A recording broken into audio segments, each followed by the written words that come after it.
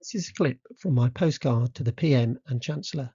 Never mind those full budgets, here comes the recovery. If you agree with the postcard, please share and/or contact your MP and ask them to view it and support unfreezing the personal allowance in the upcoming budget for the benefit of all. Thank you.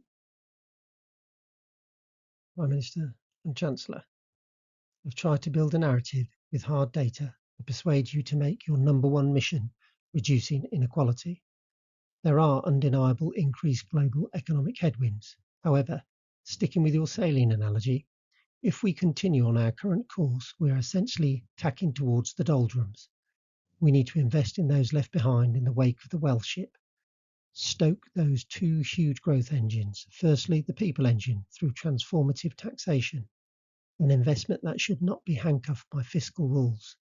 This will target those below the lower quartile. Secondly, the business engine. Get it revving again by adjusting employer NI, and more jobs will be created. Raising the personal allowance to where it should be, £15,000, and introducing a starting rate of tax at 10% for the next £5,000 of earnings will reduce worklessness across all generations.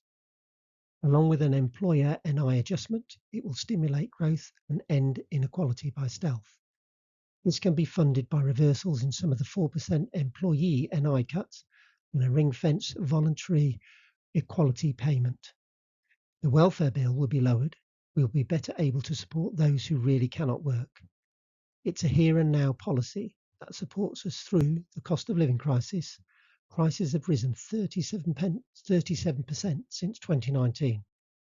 Median wage rises in this period for both the private and public sector workers have been significantly lower. The rate of inflation may have eased, but a falling rate is not felt at the checkout. Prices don't decrease. Whether it is butter, beef or beans, the weekly shop just costs more. We're at a crossroads. With the right turn, the UK can become the fastest growing economy in the G7. An optimistic country sought by investors for its stability and productivity.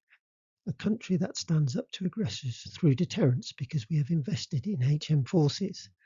Lastly, the country that leads the way in reducing worldwide inequality with its revolution in how we think about success, wealth and ageing.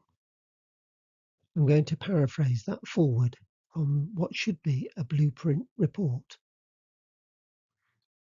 Will we, across all generations, be predominantly empowered, skilled, healthy, and able to contribute fully to society?